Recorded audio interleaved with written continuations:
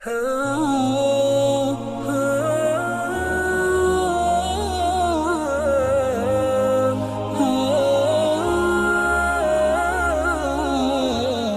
Basically یہ ایک cease fire تھا، اور ان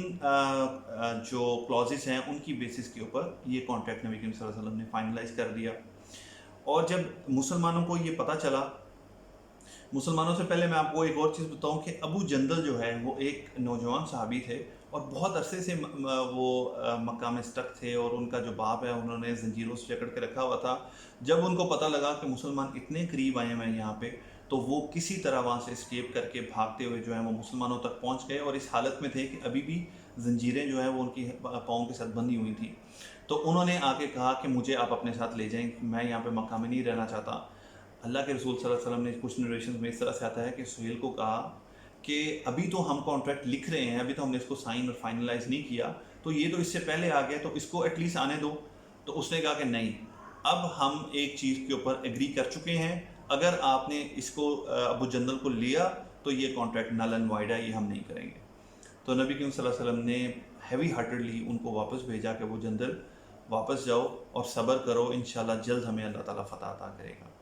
یہ چیزیں اور کانٹریکٹ کی کلازز دیکھنے کے بعد مسلمانوں کے اندر ایک بے چینی تھی، حتیٰ کہ حضرت عمر رضی اللہ تعالیٰ عنہ کے بارے میں آتا ہے کہ وہ تو حضرت ابو بکر کے پاس گئے، اور انہوں نے سیم کنورسیشن ابو بکر اور محمد صلی اللہ علیہ وسلم کے ساتھ بھی کچھ نریشن میں آتا ہے انہوں نے کی کہ کیا ہم مسلمان نہیں ہیں، کیا ہم حق پہ نہیں ہیں، کیا یہ کفار اور مشرک نہیں ہیں، کیا یہ غلط نہیں ہے، تو پھر ہم کیوں ان سے دب کے جو ہے وہ ٹریٹی کر رہے ہیں۔ تو اللہ کے نبی صلی اللہ علیہ وسلم نے کہا کہ عمر، میں اللہ کا رسول ہوں، اور میں کوئی کام جو ہے وہ اللہ کے حکم کے خلاف، اٹ واز امپلائڈ کہ اس کے خلاف نہیں کرتا، یہ اس کے بغیر۔ جی، تو بات ہو رہی تھی حضرت عمر رضی اللہ تعالیٰ عنہ جو ہیں وہ حضرت ابو بکر کو بھی جا کے یہ جب ساری باتیں کرتے ہیں تو سیم آنسر کیم فرام حضرت ابو بکر رضی اللہ تعالیٰ عنہ کہ وہ اللہ کے رسول ہیں، عمر ہوش کرو، تم کس طرح کی بات کر رہے ہو۔ تو بیسیکلی صحابہ کے اندر بھی میں آپ کو بتاؤں کہ حضرت عمر رضی اللہ تعالیٰ عنہ صرف ایک تھے کہ جو حضرت عمر رضی اللہ تعالیٰ عنہ کو پٹ ان ہز پلیس، کہ ان کو ذرا کھینچ سکتے تھے، ادروائز عمر رضی اللہ تعالیٰ عنہ کے آگے کوئی بات نہیں کر سکتا تھا۔ اور اس کے بعد جا کے اللہ تعالیٰ نے اس چیز کو صحیح ثابت بھی کیا کہ یہ اللہ تعالیٰ کی طرف سے خاص مسلمانوں کے لیے ایک رحمت تھی، اور یہ کوئی ان کی ہار نہیں تھی۔ اور حضرت عمر رضی اللہ تعالیٰ عنہ اپنی باقی ساری زندگی ان الفاظ کے اوپر پچھتایا کرتے تھے، توبہ استغفار کیا کرتے تھے، صدقہ کیا کرتے تھے، خاص طور پہ اس وقت جب انہوں نے جسمات میں آ کے نبی کریم صلی اللہ علیہ وسلم سے کچھ بات کر دی تھی۔ خیر، تو یہ معاملہ جب ختم ہو جاتا ہے، ٹریٹی سائن ہو جاتی ہے، ابو جندل کو واپس بھیج دیا جاتا ہے، اور نبی کریم صلی اللہ علیہ وسلم جو ہے اسی وقت، اب آپ کو میں بتاؤں کہ بنو خزاع جو ہے، جو پہلا آدمی نبی کریم صلی اللہ علیہ وسلم کے پاس آیا تھا وہ میں نے آیا تو بنو خزاع سے تھا، اس وجہ سے کیونکہ وہ مسلمانوں کو دیکھ سکے اور مسلمانوں کو آبزرو کر چکے، انہوں نے مسلمانوں کے ساتھ الائنس کر لیا، اور ایک قبیلہ تھا بنو بکر کہ جس نے قریش کے ساتھ الائن کر دیا۔ تو آلریڈی تھنگس بین سٹارٹڈ، اور اس کا جو ٹریٹی تھی اس کے جو بینیفٹس تھے وہ سامنے آنا شروع ہو گئے۔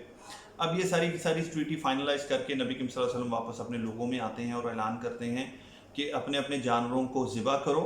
خلق کرواؤ، یعنی کہ جو آپ کو شیو کرنا ہے ہیڈ کو یا کٹ کرنا ہے بالوں کو وہ کرو، اور اب ہم لوگ واپس چلیں گے۔ جب نبی کریم صلی اللہ علیہ وسلم نے ایک دفعہ کہا، دو دفعہ کہا، لیکن کوئی صحابی ویری اسٹرینجلی اٹھا ہی نہیں۔ یہ وہی صحابی ہیں جن کے بارے میں قریش کا بندہ آ کے ان کو بتا رہا تھا کہ ایک لفظ نبی کریم صلی اللہ علیہ وسلم کے منہ سے نکلتا ہے اور وہ ایک دوسرے سے ریس کرتے ہیں کہ کون پہلے اس کام کو انجام دے دے جو نبی کریم صلی اللہ علیہ وسلم نے کہا ہے۔ لیکن ریزن کیا ہوتی ہے؟ It was shocking for them, کیونکہ وہ لوگ یہ سوچ کے آئے تھے کہ اللہ کے نبی صلی اللہ علیہ وسلم جو ہیں ان کو اللہ نے خواب دکھایا ہے، تو یہ کیسے ہو سکتا ہے کہ ہم لوگ جو ہیں وہ عمرہ کیے بغیر چلے جائیں۔ دوسری چیز یہ تھی کہ اتنے سالوں سے وہ مکہ میں انٹر نہیں ہو سکے، وہ خانہ کعبہ کے پاس جا نہیں سکے، اب وہ لوگ ایک طرح سے ذہن بنا کے آئے تھے کہ ہم عمرہ کریں گے اور خانہ کعبہ کی زیارت کریں گے۔ تیسری چیز یہ تھی کہ وہ آلموسٹ 2 ویکس کا یا 18-20 ڈیز کا ٹریول کر کے اتنا ہارڈ جو ہے وہ آئے، اور پھر بہت سارے دنوں سے وہ سٹک تھے کیونکہ یہ نیگوشیشنز چل رہی تھیں، اور اس کے بعد ان کو پتہ چلتا ہے کہ ہم واپس جا رہے ہیں، ہمیں الاؤ نہیں کیا جائے گا۔ تو وہ رکے اس لیے کہ شاید اللہ ابھی کوئی وحی نازل فرما دیں، شاید کوئی اس بارے میں حکم آ جائے۔ لیکن نبی کریم صلی اللہ علیہ وسلم یہ حکم کر کے جب دیکھا کہ کسی قسم کا کوئی ریئیکشن نہیں آ رہا اور کوئی اٹھ نہیں رہا، تو نبی کریم صلی اللہ علیہ وسلم تھوڑے سے جو ہے وہ دل گرفتہ ہو کے وہ اپنے خیمے میں چلے جاتے ہیں، اور اس سفر میں سلمہ جو ہیں وہ ان کے ساتھ ہوتی ہیں۔ تو نبی کریم صلی اللہ علیہ وسلم جا کے ان کو شکایتی انداز میں کہتے ہیں کہ دیکھو کہ میرے صاحب نے کیا کیا ہے کہ میں ان کو حکم کر رہا ہوں اور وہ میری بات نہیں مان رہے۔ تو حضرت سلمہ دیکھیں، یہ سمجھدار بیویاں جو ہوتی ہیں، جو سمجھدار کمپینینز ہوتے ہیں نا، ان کا یہ کام ہوتا ہے کہ وہ سچویشن کو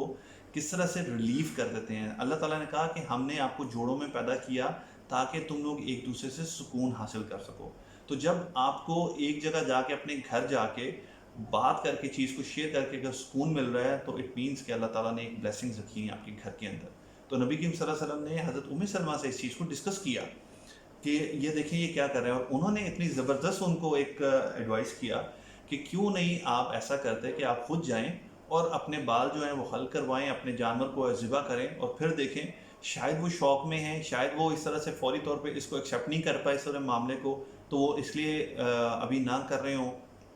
نبی کریم صلی اللہ علیہ وسلم کو ان کی بات پسند آتی ہے۔ نبی کریم صلی اللہ علیہ وسلم باہر نکلتے ہیں، باربر کو بلاتے ہیں اور اس کو بولتے ہیں کہ جو شیو ہے وہ کر دو ہیڈ کی، اور اپنے جانور کو لا کے ذبح کرتے ہیں۔ اور جیسے ہی صحابہ جو ہیں وہ نبی کریم صلی اللہ علیہ وسلم کو یہ کرنا دیکھتے ہیں، سب کے سب اٹھتے ہیں اور فوری طور پہ یہ سارے کام جو ہیں وہ شروع کر دیتے ہیں۔ تو یہ دیکھیں حضرت سلمہ کی ایک رائے کی وجہ سے، ایک تجویز کی وجہ سے یہ سارا کا سارا معاملہ جو اس طرح حل ہو گیا۔ اور جب انہوں نے نبی کریم صلی اللہ علیہ وسلم کو یہ کرتے ہوئے دیکھ لیا تو ناؤ اٹ واز ڈن، اور ان کو پتہ تھا کہ یہ معاملہ جو ہے یہ سیٹل ڈاؤن ہو گیا، بھی ایسے ہی رہے گا۔ اس کے بعد نبی کریم صلی اللہ علیہ وسلم جب واپس نکلتے ہیں تو آن ہز وے بیک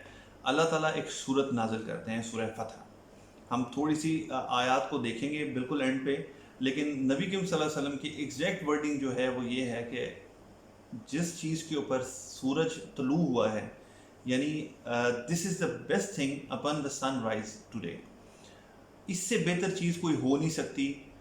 جو اللہ نے میرے اوپر یہ سورت کو نازل کر دیا ہے۔ اور اس سورت کا سٹارٹ جو ہے وہ کس طرح سے ہوتا ہے، اِنَّا فَتَحْنَا لَكَ فَتْحًا مُبِينًا، کہ ہم نے آپ کو فتح دے دی، اور فتح بھی ایسی جو کھلی ہے، فتح مبین،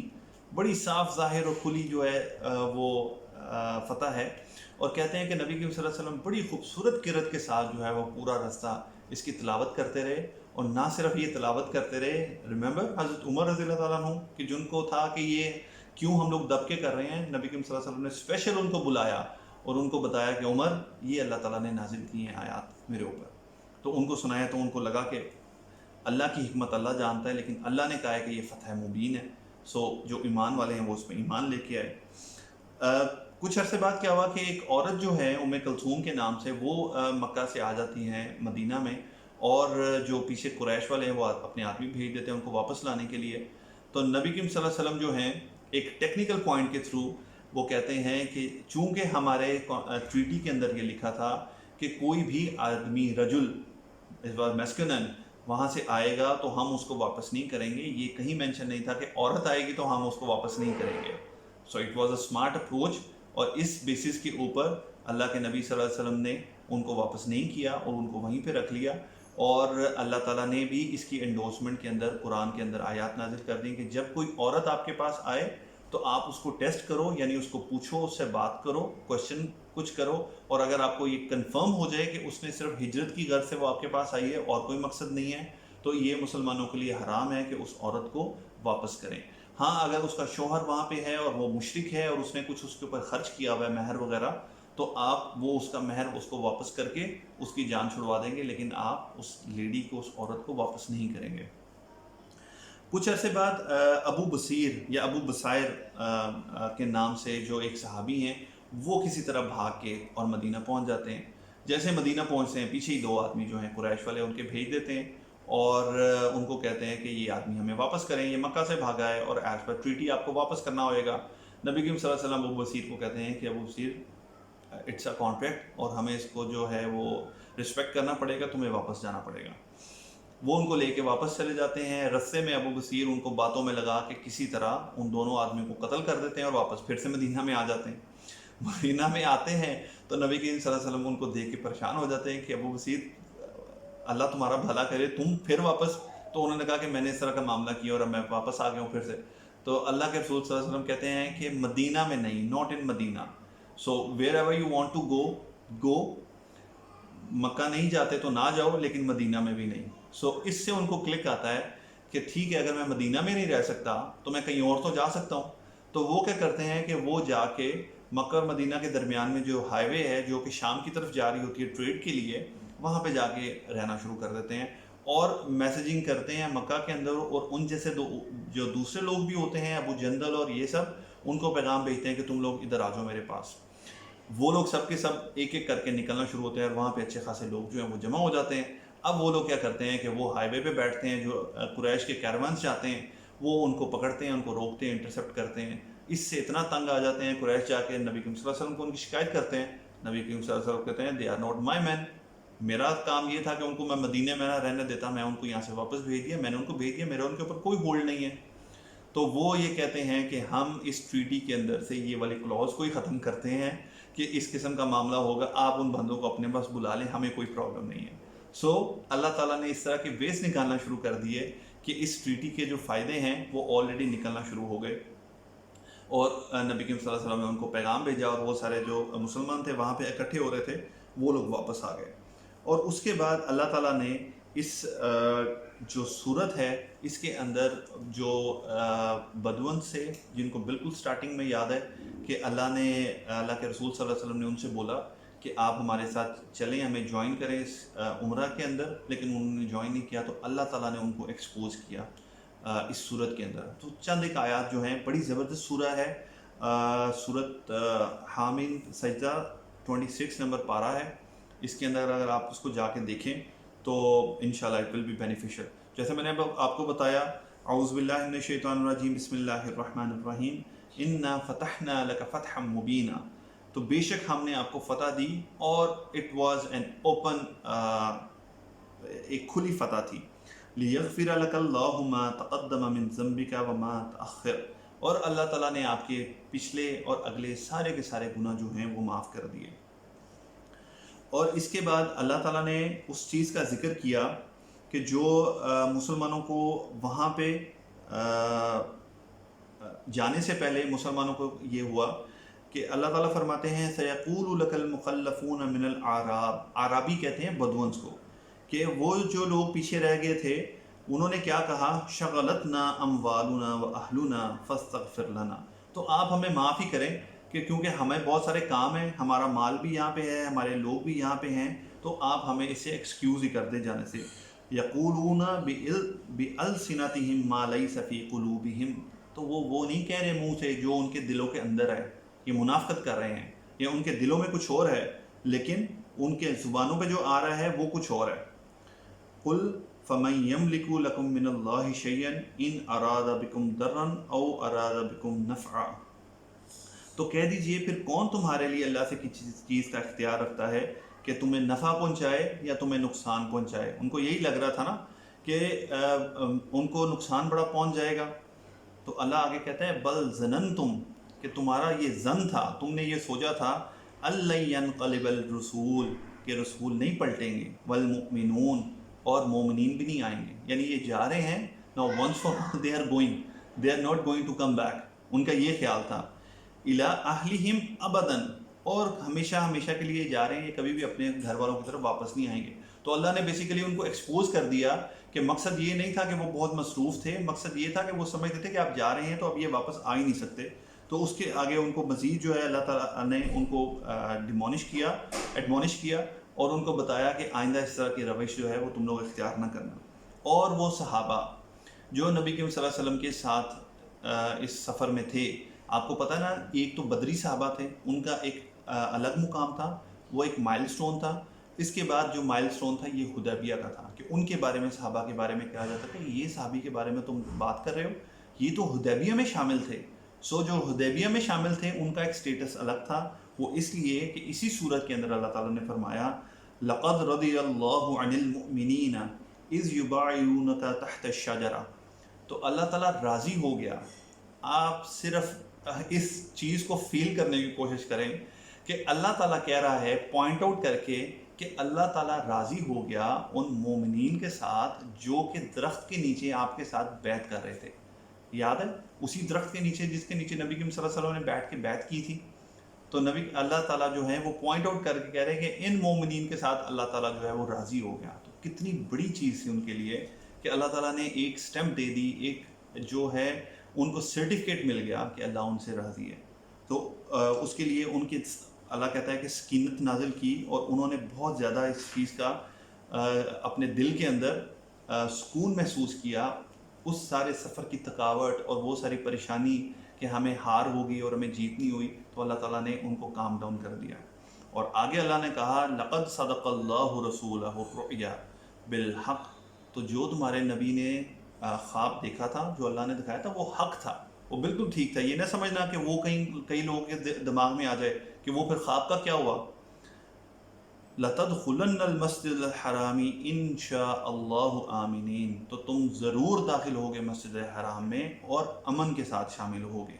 داخل ہوگے. مُحَلِّقِينَ رُؤُوسَكُمْ وَالْمُقَصِّرِينَ, کہ اپنے شیو کرو گے سروں کو, بالوں کو کٹواؤ گے. لا تخافون, اور تمہیں کوئی ڈر نہیں ہوگا. فَعَلِمَ مَا لَمْ تَعْلَمُوا, تو اس نے جان لیا, اللہ نے جان لیا جو تم نہیں جانتے تھے. فَجَعَلَ مِن دُونِ ذَلِكَ فَتْحًا قَرِيبًا, تو اس نے اس خواب کی تکمیل سے پہلے ہی تم کو ایک فتح جو ہے وہ عطا فرما دی. تو یہ اللہ تعالیٰ بار بار اس کو ایک فتح کہہ رہا تھا, اور آگے چل کے جب ہم دیکھیں گے تو ہمیں پتہ چلے گا کہ بہت جلد اس ٹریٹی کی وجہ سے جو بہت بڑی فتح مسلمانوں کے ہاتھ میں آئی تھی, وہ کوئی چھوٹی بات نہیں تھی. تو یہ بیسیکلی صلح حدیبیہ تھی. اس کے بعد معاملہ یہ ہو گیا کہ سیز فائر تھا, لڑائیاں اور بہت ساری جنگیں یہ نہیں ہو رہی تھیں. اب پہلی دفعہ مسلمانوں کو ٹائم ملا کہ آرام سے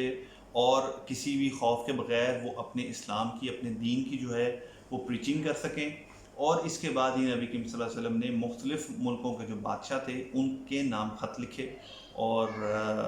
ان کو دعوت دی اسلام کی طرف. تو انشاءاللہ کل ہم پھر ان خطوں کو دیکھیں گے اور ان سے شروع کریں گے اور آگے پھر بڑھیں گے انشاءاللہ. سو انٹل دین ٹمارو, السلام علیکم ورحمۃ اللہ.